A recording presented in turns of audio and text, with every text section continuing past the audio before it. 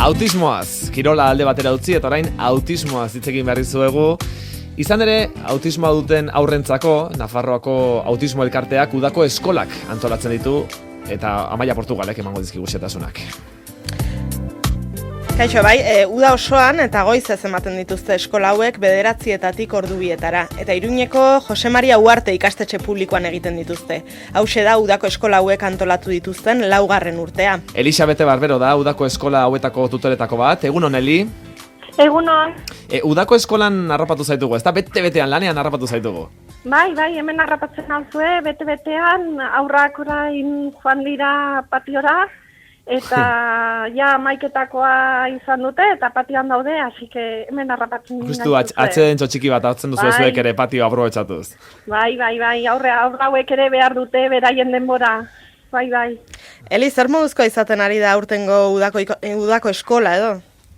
Ba, oso ondoa, zeren voluntario asko ditugu, beharrezkoak ditugu, eta oso ondo moldatzen gena, eta gustora daude aurrak, gainera nabaritzen zaie aldaketa handiak izaten dituztela, eskolan zehar, eta oso pozik gaude. Bai. Noiz hasi zineten? Ba, hasi ginean ekainak 23an, eta ja bukatzear gaude, zeren ja hurrengo astean 28an, abuztuak 28an amaitzen dugu. Eta zenbat aur, aritu dira, aurten zuen udako eskolan? Ba, aurten 70 aur izan dira guztira, baina batzuk errepikatzen dute, eta beste batzuk agian egoten dira 2 aste bakarrik, beste batzuk uda osoa. Bai. Aukeratu dezakete, gurasok aukeratu dezakete zenbat denbora egon daitezken aur hauek? Bai, gurasoak aukeratu dezakete, 2 aste edo hilabete bat, edo uda osoa egotea. Bai, gomendatzen zaie gurasoei egotea 2 aste edo horrela. Gutxienez. Bai, gutxienez, zeren bestela lantzeko zaila izaten da, eta beharrezkoa da gutxienez 2 aste egotea. Bai. Uda normalean aurrei kirol jarduerak edo aisialdiari lotutako ekintzak ezartzen zaizkie, baina zuen kasuan aur autistekin lan egiten duzue. Hezkuntzara bideratuago dago zuen udalekua. Ezta nola laguntzen diezue aur autiste horiei? Zein programa erabiltzen dituzue, zein jarduera egiten dituzue beraiekin? Bai, beraiekin batez ere zentratzen gara autonomian lantzea, batez ere, habilitate sozialak lantzea, eta adibidez daude aur batzu joaten direla hemen Nafarroak egiten duen kanpamentuetako batera, joaten dira gure aur batzuk habilitate sozial horiek lantzeko. Beste batzuk hemen gelditzen dira eskolan ez dituztelako habilitate horiek, baina saiatzen gara aur bakoitzarentzat beraien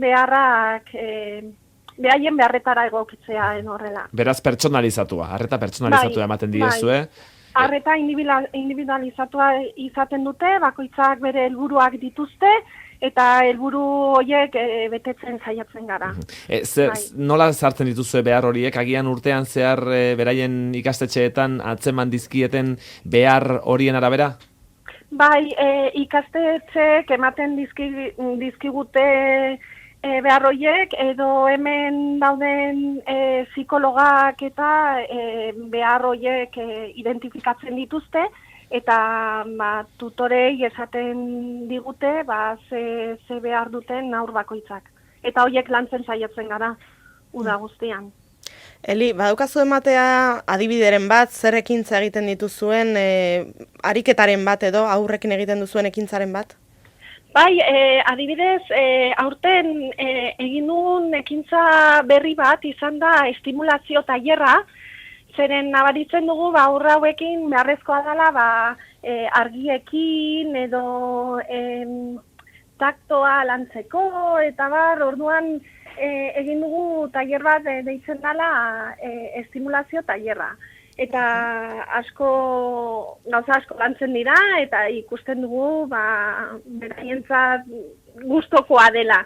Gero ditugu beste tailer asko medikuarena, pelukeriarena, zeren ikusten dugu batzuk medikoaren gana joaten direnean zailtasunak dituztela, orduan hemen ere lantzen dira gauza horiek. Bai. Ikasten dute egunerokoan egin behar dituzten gauza horiek nola egin edo nola hobetu interakzio horietan edo?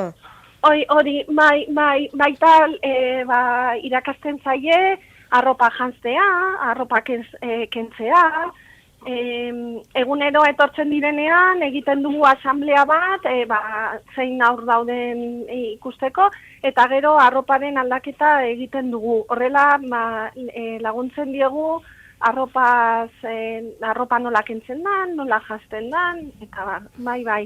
Eta gero ere baita hemen jaten dute, orduan laguntzen zaie komedoretan egoten, eta bar. Nafarroko autismo elkarteak antolatzen ditu udako eskola hauek, bertara ez dira Nafarroko ikasleak soilik joaten, ezta?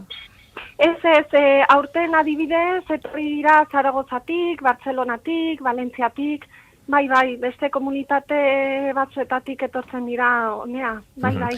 Dena den, Nafarroako autismo elkarteak salatu du Nafarroan ez dagoela autismoa detektatzeko protokolorik. Zer proposatzen duzu zuek?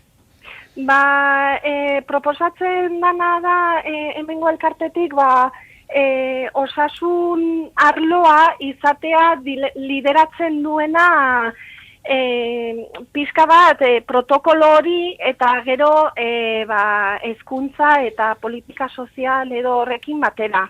Baina proposatzen dena da hori osasun arlotik ere arazo hau kontuan hartzea. Zeren ikusten dugu adibidez, Araba, Gipuzkoa eta Bizkaian bai kontsideratzen dela osasun arloko arazo bat edo eta hemen Nafarroan ez.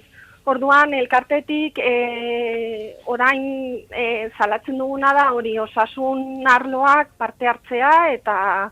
Osasun sailak ere esku ardezala, ezta? Bai, esku ardezala, bai, noski. Iruñeko Jose Maria Uharte ikastetxe publikoan egiten dituzue udaleku hauek, zuekin norbaitek harremanetan jarri nahiko balu, bagian bere seme-alaba edo horrelako udaleku batera eramateko, nola jo beharko luke? Hitz egin beharko luke laguntzaile sozialarekin, Paularekin, bai. Nafarroko autismo elkartean, ezta? Bai, eta Nafarroko autismo elkartean. Bai, Nafarroko autismo elkartearekin kontaktuan jarri eta arazori gabe. Elisabete Barbero, udako eskola hauetako tutoretako bat, mila esker, gaur gurean izateagatik eta autismoaz hainbeste erakuseagatik. Eskerrik asko zuei.